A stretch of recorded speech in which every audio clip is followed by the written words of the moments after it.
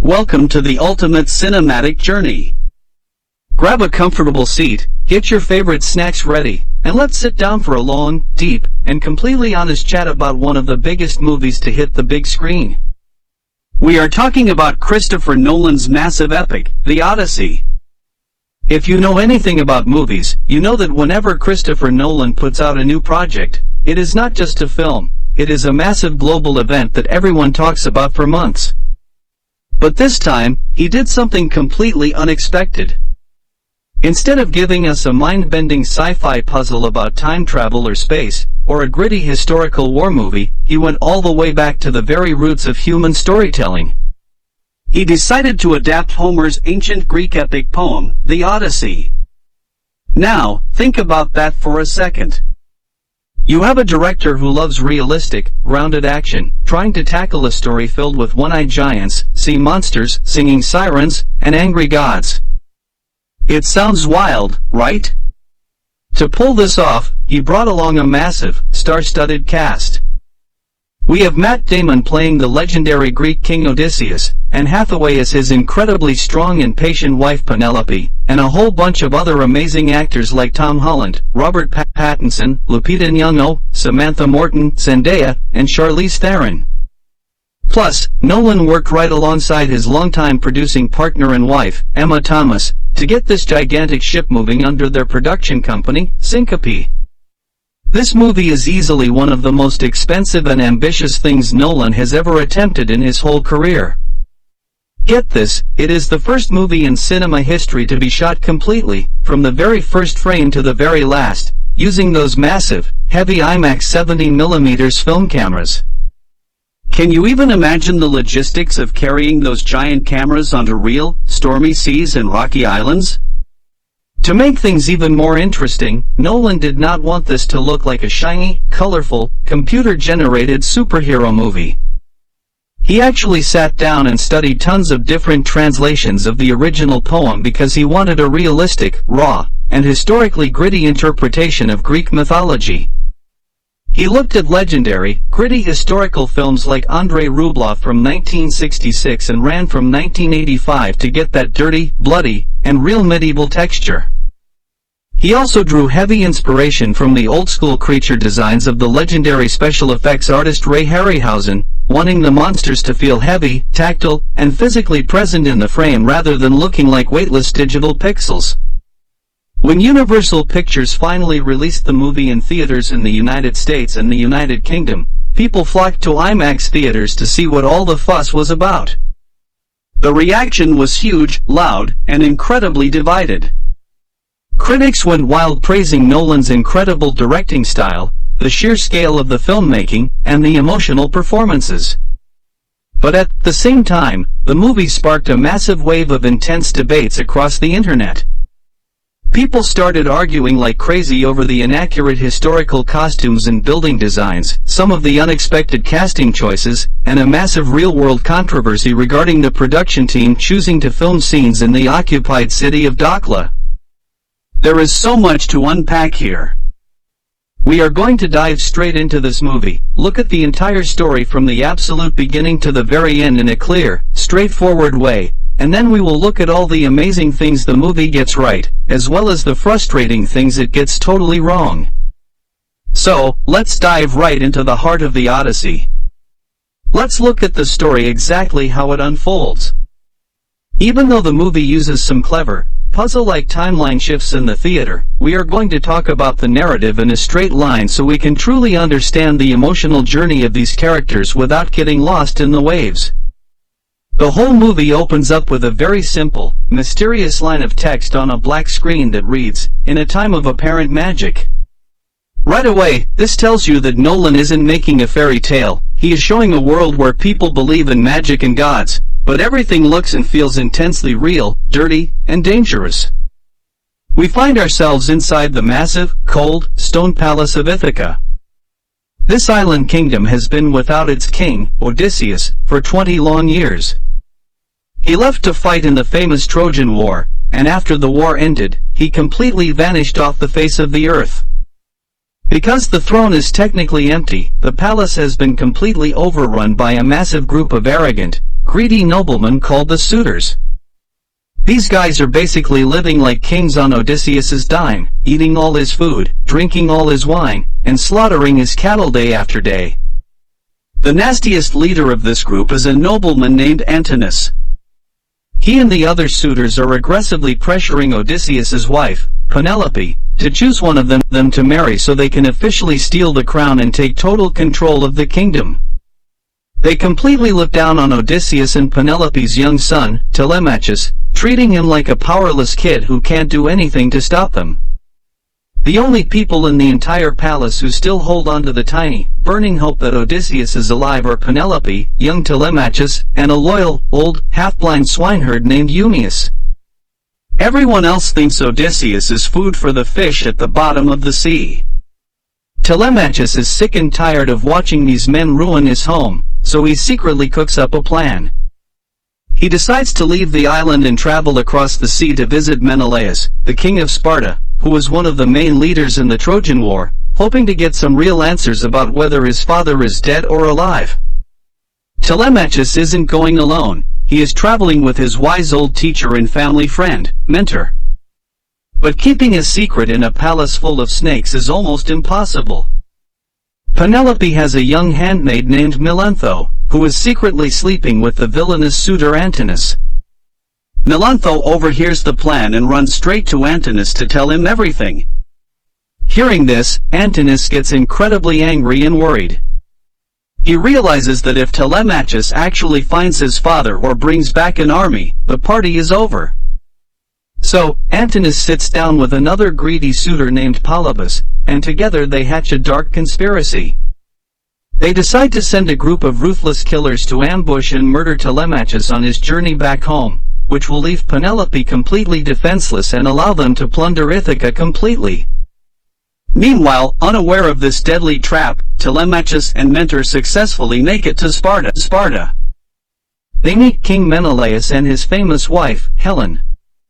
While Menelaus and Helen admit they don't know exactly where Odysseus is right now, they sit down and share some incredible, deeply haunting stories about what happened during and right after the war. The gritty truth of the Trojan War. Through these accounts, we see the brutal reality of how the Trojan War actually ended. For 10 long, bloody years, the Greeks were stuck outside the massive walls of Troy, unable to break through. It was Odysseus who finally came up with the ultimate, ruthless master plan to win the war. He ordered the Greeks to build a gigantic, hollow wooden horse and pretend to sail away in defeat, leaving the horse behind as a peace offering to the gods. To make the trick work perfectly, a brave Greek soldier named Sinon stayed behind, pretending to be a miserable deserter who had been abandoned by his own people, completely deceiving the Trojans into dragging the giant horse inside their city walls. In a tragic turn of events, Sinon is discovered and brutally killed by the suspicious Trojans, but his sacrifice works.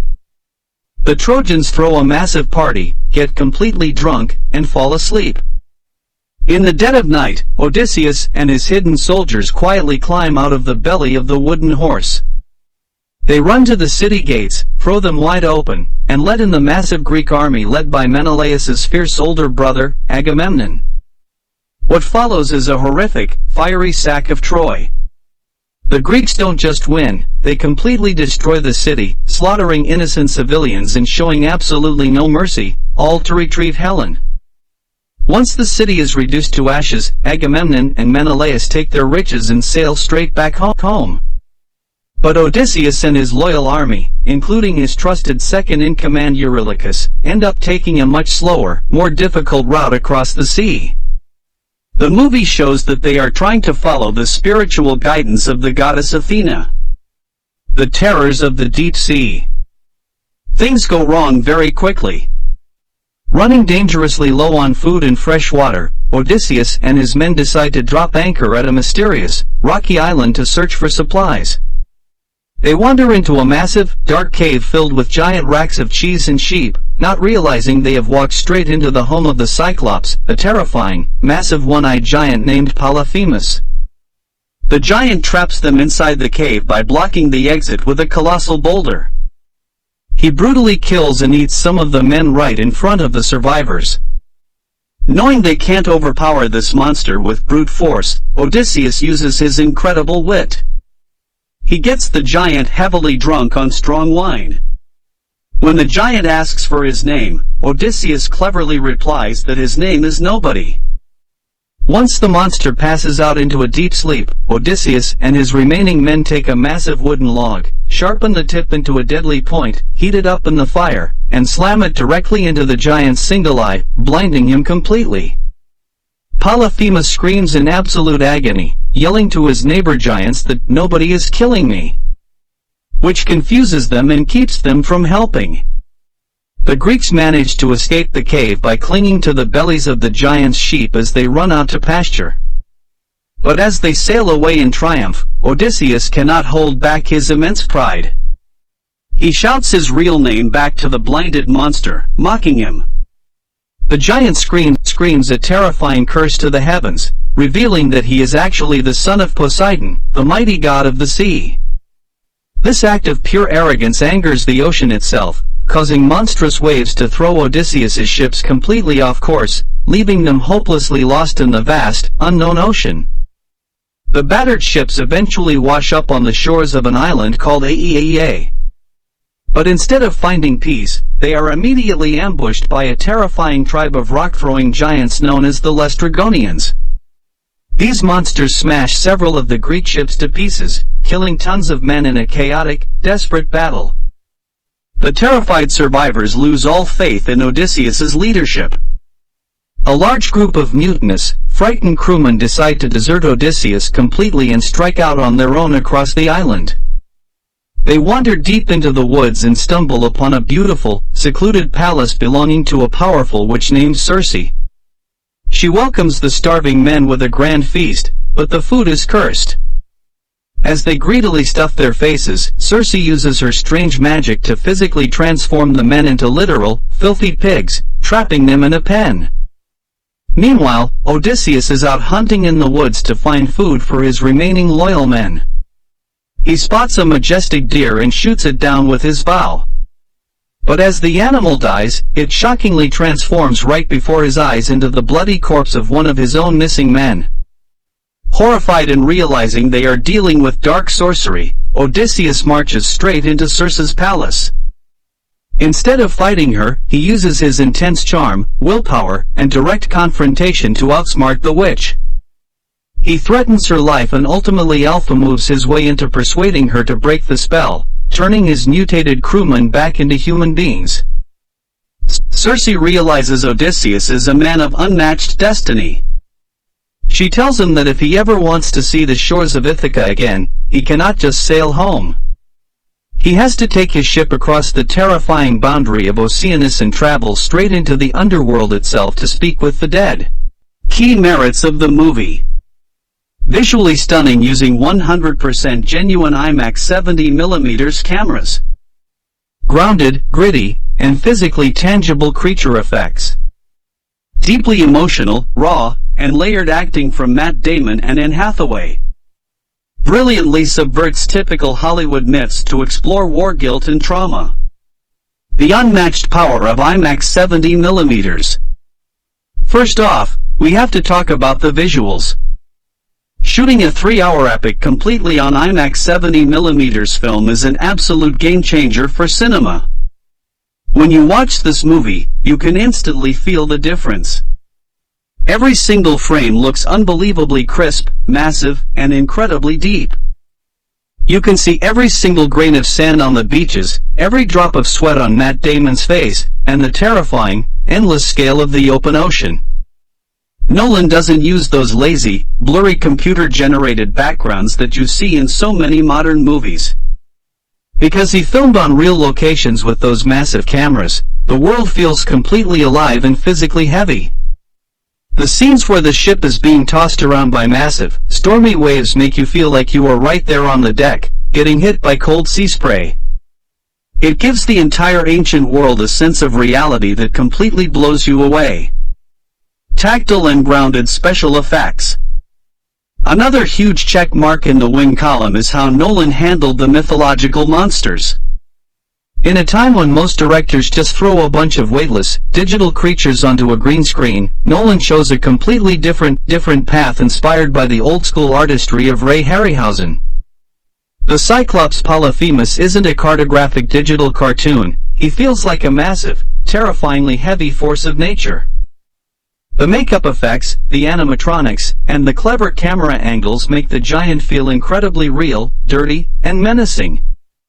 When he grabs a soldier, you can see the physical strain and the real terror. The same goes for the terrifying cliff monster Scylla and the swirling vortex of Charybdis. By anchoring these mythical beings in real-world physics and practical effects, they become way more frightening than anything made purely on a computer. They feel like ancient anomalies that could actually exist in the dark, unexplored corners of our world. Phenomenal, heart-wrenching acting. The performances in this film are nothing short of spectacular. Matt Damon gives one of the absolute best performances of his entire career as Odysseus. He doesn't play him as a smiling, perfect superhero who handles every situation with a smirk. Instead, he shows us a man who is deeply scarred, exhausted, and carrying a mountain of pure guilt on his shoulders. You can see the heavy toll that 10 years of brutal warfare and 10 years of lost journeying have taken on his body and mind. Anne Hathaway is equally incredible as Penelope. She could have easily been written as a boring, passive wife who just sits around crying and waiting, but Hathaway gives her an immense sense of quiet dignity, sharp intelligence, and fierce inner strength. The emotional chemistry between Damon and Hathaway during their quiet confession scene at the end of the movie is so raw and intense that it will absolutely make you cry. It completely grounds the entire epic fantasy in a real, beating human heart. A brilliant theological and psychological deconstruction. Lastly, the way the script tackles the theme of the unreliable narrator and the true cost of war is pure genius. Instead of glorifying the Trojan horse as a cool, heroic trick, the movie courageously looks at it as a horrific war crime that brought down the wrath of the gods. By having Odysseus explicitly confess his guilt for killing innocent civilians and breaking the laws of hospitality, the story turns into a profound study of post-traumatic stress disorder and human redemption. The twist that the goddess Athena is actually a psychological manifestation of his own guilt haunting his visions is a brilliant, grounded way to interpret ancient mythology for a modern audience. It elevates the film from a simple action-adventure into a deep, philosophical masterpiece about trying to find your humanity after losing it in the fires of war. No matter how great a movie is, there are always two sides to the story. The Odyssey is a massive, highly experimental film, and because Nolan took so many big risks, he also ended up making some pretty frustrating missteps that pull the audience right out of the experience. Key demerits of the film: highly distracting and historically inaccurate design choices. Controversial real-world filming locations, Dakhla, causing outside noise. Jarring casting choices that feel more like celebrity cameos than real roles. An incredibly long, exhausting runtime that tests the audience's patience. The inaccurate historical design choices. Let's address the elephant in the room right away. The look of the film caused a massive uproar among historians and fans of ancient history, and honestly, it is easy to see why. Nolan wanted a gritty, medieval aesthetic inspired by movies like Ran, but in doing so, he completely threw the actual historical look of Bronze Age Greece right out the window. The Palace of Ithaca looks more like a cold, gray stone castle from medieval Europe than a vibrant, colorful Mycenaean palace. The armor and swords that Matt Damon and his men wear look completely out of place for the era, mixing styles from different centuries in a way that feels incredibly jarring if you know even a little bit about history. Instead of feeling immersed in ancient Greece, you sometimes feel like you are watching a gritty fantasy movie about knights, which dilutes the specific cultural magic of Homer's original poem. We also have to talk about the massive real-world dark cloud hanging over this production. The decision to shoot large portions of the island and beach sequences in the occupied city of Dakhla caused an immense amount of international controversy. Many critics, human rights groups, and filmgoers felt that by bringing a multi-million-dollar Hollywood production to a politically contested and occupied territory, the filmmakers were completely ignoring real-world suffering and human rights issues for the sake of pretty scenery. This controversy created a massive wave of negative press that completely overshadowed the artistic achievements of the film, making it very difficult for a lot of viewers to just sit back and enjoy the movie without feeling a bitter taste in their mouths regarding the ethics of the production. While the main leads are fantastic, the film struggles under the weight of its massive ensemble cast, leading to some incredibly jarring casting choices that feel more like distracting celebrity cameos than real, lived-in characters. For instance, having Tom Holland play Telemachus sounds good on paper, but his modern energy and ultra-familiar face can feel very out of place next to the gritty, weathered style of Matt Damon. Every time a big star like Zendaya or Robert Pattinson pops up on screen for just a few minutes in a minor role, it completely breaks the illusion of the ancient world. You find yourself thinking, oh look, there is Zendaya in a toga, instead of being fully invested in the character she is supposed to be playing. It feels like the studio was just collecting A-list names to put on the poster rather than focusing on casting actors who naturally fit into the texture of the setting. Finally, we have to talk about the sheer length of this thing. Christopher Nolan is notorious for making incredibly long movies, but the Odyssey really pushes the absolute limits of the human bladder and attention span. Clocking in at well over 3 hours, the film can feel like an absolute endurance test. Because the story follows a straight line through a non-stop series of endless tragedies, sea monsters, and psychological suffering, the pacing starts to drag heavily in the middle section.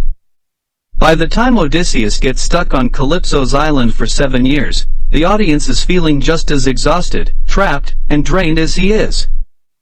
Some of the ocean sequences start to blend together, and you can't help but feel that a tighter, sharper edit could have easily trimmed 45 minutes off the runtime without losing a single ounce of the emotional impact. The verdict, a flawed, beautiful masterpiece. So, what is the final takeaway when we look at the whole picture? The Odyssey is an absolute beast of a movie. It is a bold, uncompromising, and incredibly jaw-dropping piece of pure cinema that shows a legendary director working at the absolute height of his creative powers. It is loud, it is heavy, it is dirty, and it is completely unafraid to make you look right into the dark, bloody soul of its main character. Yes, it has some major flaws.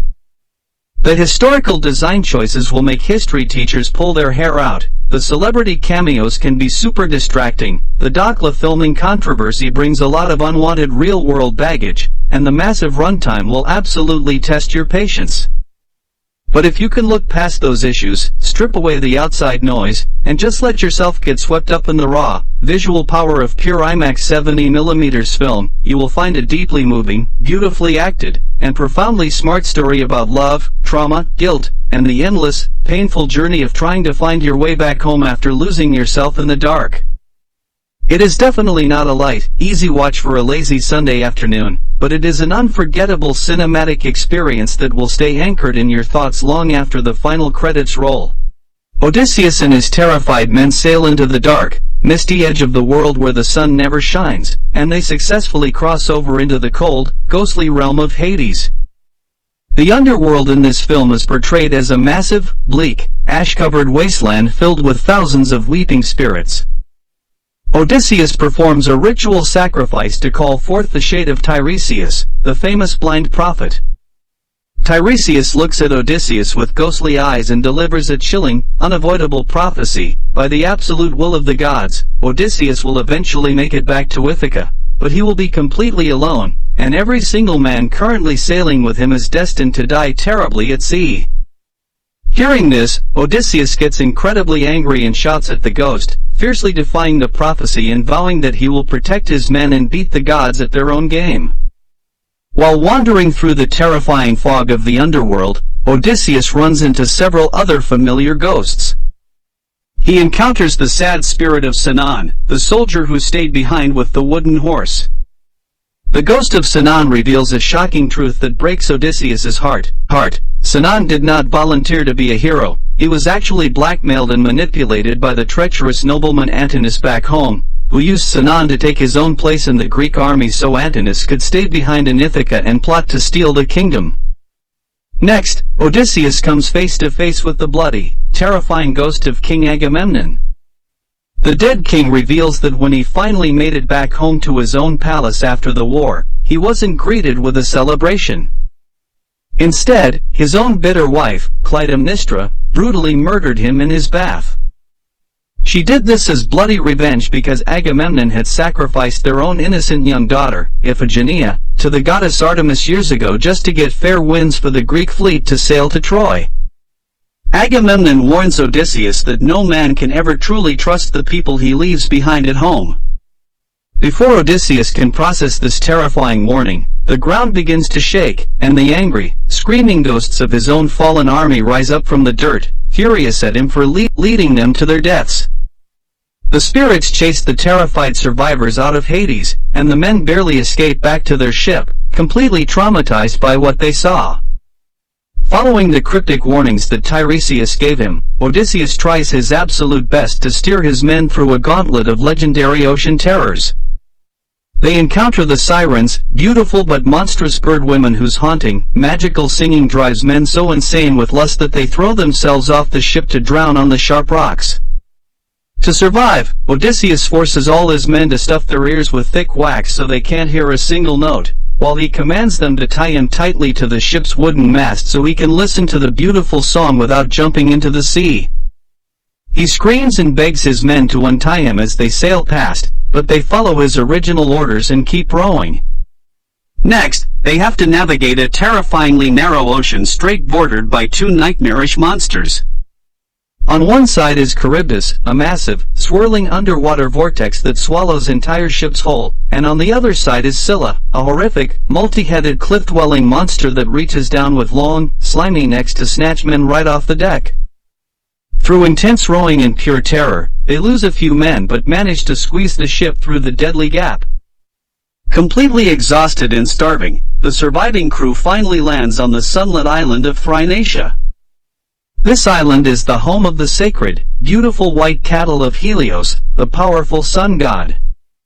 Before they step foot on the grass, Odysseus gathers all his men and gives them a fierce, desperate warning. They must absolutely not touch, harm, or kill a single cow on this island, because Tiresias explicitly warned that doing so would bring instant, divine destruction upon their heads. The men agree, but they end up trapped on the island for weeks by dynamic, non-stop headwinds. Their food supplies completely run out, and they are forced to eat roots and grass. One afternoon, while Odysseus is away on top of a high cliff praying to the gods and falling into a deep exhaustion-induced sleep, the men reach their breaking point.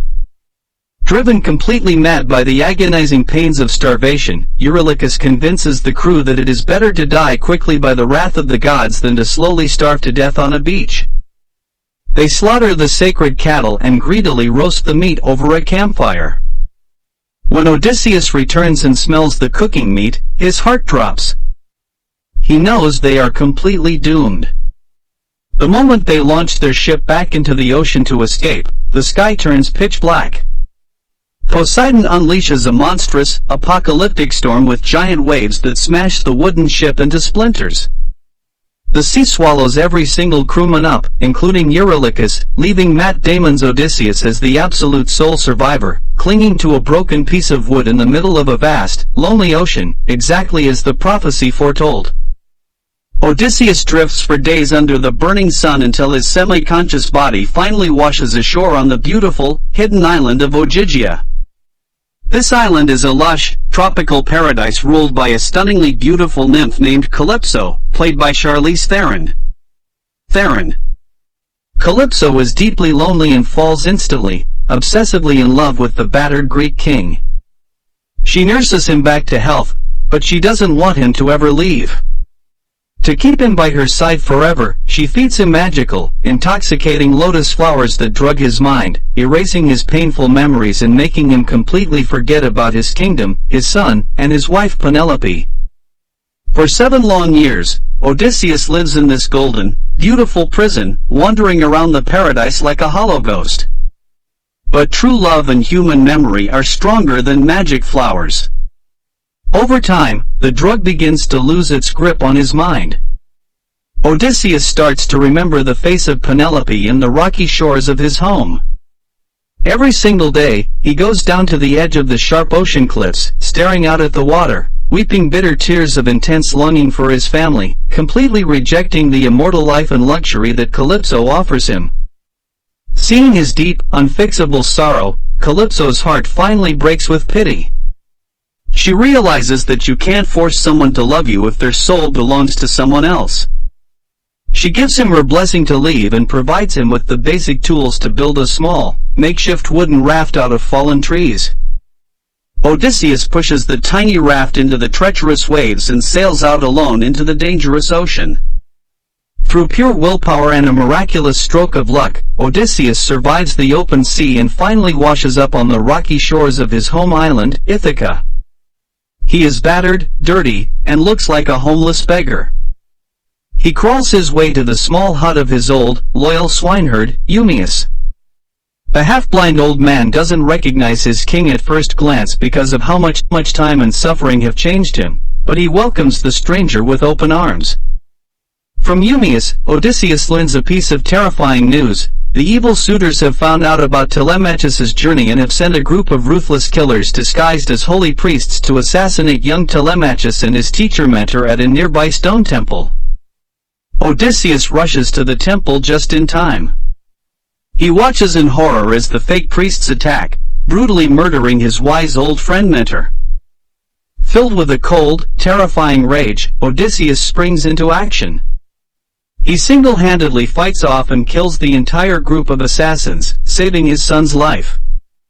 When a shocked Telemachus asks this mysterious, dirty warrior who he is, Odysseus decides to keep his true identity a secret for now to protect the plan. He tells his son that his name is Sinon, taking the name of the fallen soldier who died for his planet Troy. Together, the father and son quietly make their way back to the main palace. As they walk through the outer gates of the estate, Odysseus passes by an old, mangy dog lying in the dirt. It is Argos, his faithful hunting hound from 20 years ago. The old, dying dog looks up, wags its tail, and lets out a soft whimper, instantly recognizing his beloved master through the disguise. Having finally seen his master come home, the loyal dog peacefully closes his eyes and dies right there in the dirt. Seeing this breaks Telemachus's heart, and he finally realizes that this incredible warrior standing next to him is not a stranger named Sinon. It is his legendary father, Odysseus. They share a quiet, deeply emotional embrace, but they know they have to stay focused because the palace is still packed to the brim with over 100 heavily armed suitors. Telemachus quietly sneaks Odysseus into the grand dining hall during a tense, chaotic evening feast where the suitors are getting drunk and making a mess. Odysseus stands in the shadows, watching the arrogant Antinous laugh and brag. Odysseus walks right up to him and drop hints a piece of information that only the real inner circle would know, showing Antinous that he knows all about how he betrayed and manipulated the real Sinon during the war. Antinous gets incredibly defensive and angry. He stands up and brutally thrashes the disguised Odysseus, knocking him to the floor and mocking him as a worthless beggar.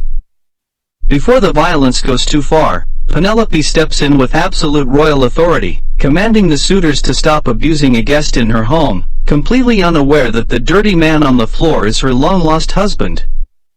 Later that night, after the rowdy meal is over, Penelope sits down to talk with the mysterious stranger in a quiet, dimly lit room.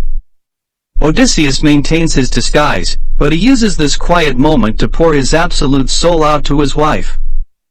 He confesses to her the deep, crushing guilt that has been eating him alive for 2 decades. He talks about how he violated the sacred law of Zeus, the law of mutual respect between guests and hosts, by using the deceptive Trojan horse to sneak into a city that had welcomed them. He weeps as he describes the slaughter of innocent Trojan families and how he desecrated the holy statue of Athena after his men killed her innocent priestess. He reveals a haunting psychological truth. After that horrific night, the goddess Athena assumed the form of that dead priestess to haunt his mind with terrifying, non-stop visions during his entire sea voyage. Odysseus admits that his own brutal, ruthless actions are what actually inspired all those terrifying myths across the ancient world about a monstrous, murderous army of people from the sea. He looks at Penelope with eyes full of tears and begs for her forgiveness for the monster he became to win the war. Penelope is deeply moved by the stranger's profound words and sorrow, feeling an unexplainable spiritual connection to him. She stands up and makes a big announcement to the entire palace. She is finally ready to end the waiting and remarry, instructing all the suitors to gather in the grand hall the very next night for a contest to decide who will take her hand. That night, under the cover of darkness, Odysseus, Telemachus, and Eumaeus secretly slide into the armory and hide all the suitors' spare weapons and shields, setting the stage for total entrapment. The fateful night arrives, and the grand hall is packed with eager, arrogant suitors. Penelope walks out holding Odysseus's legendary, massive hunting bow, which has been untouched for 20 years. She declares a very simple but impossible challenge. She will marry whoever has the immense physical strength to properly string this heavy bow and shoot a single arrow clean through the tiny holes of a long row of 12 iron axe heads lined up across the room. One by one, the noblemen step up, straining their muscles, sweating, and groaning, but not a single one of them has the strength to even bend the stiff wooden bow. They laugh it off, claiming the contest is stupid. Then, the dirty old beggar steps forward out of the shadows and asks for a turn. The suitors mock him and laugh hysterically, telling him to crawl back to the dirt. But Odysseus calmly takes the massive bow in his hands. With one smooth, incredibly powerful, and graceful motion, he bends the wood and snaps the string into place. The entire room goes dead silent. Before anyone can react, he notches an arrow, draws the string back to his ear, and releases it. The arrow flies with a loud hiss, passing perfectly through every single axe head and thudding deep into the wooden wall at the far end of the hall. Odysseus stands tall, throws off his dirty rags, and reveals his true identity, shouting his name into the rafters. The suitors instantly freeze in absolute horror as they realize the Phantom King has returned from the dead. They rush to the walls to grab their swords and shields, only to find the racks completely empty. The exits are bolted shut from the outside. A chaotic, bloody execution begins. Odysseus quickly draws his bow again and shoots Polybus straight through the chest. Antinous, terrified out of his mind, tries to scramble through a back window to escape. Melanthius, the treacherous brother of the handmaid Melantho, grabs a hidden blade and tries to ambush Odysseus from behind, but young Telemachus springs forward and kills him on the spot. Odysseus hunts down Antinous at the edge of the hall, cornering him and driving a blade deep into his throat, ending his reign of terror once and for all. Seeing their leaders slaughtered like sheep, the remaining suitors drop to their knees and surrender, begging for mercy. Instead of taking back his crown and ruling over the blood-stained palace, Odysseus does something that leaves everyone stunned. He looks at his brave son Telemachus, smiles with deep pride, and completely cedes his throne to him, making Telemachus the official new king of Ithaca.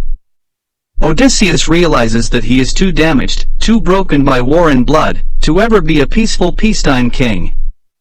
He walks up to Penelope, takes her by the hand, and together they walk out of the palace gates, choosing to leave Ithaca behind forever to seek true psychological peace in a quiet, self-imposed exile. The movie ends with a beautiful, poetic shot of Odysseus and Penelope sailing together into the warm, golden light of the setting sun, traveling far to the west to honor the memories of all the brave men who died along the way. As the ship glides across the calm water, they share a quiet thought, musing that while the grand songs of the future will celebrate the adventures, history will eventually forget all of Odysseus's terrible mistakes, leaving only the legend behind. Now that we have gone through the entire epic story, let's talk about all the things this movie absolutely nails. Christopher Nolan took a massive gamble with this project, and in many ways, it pays off beautifully.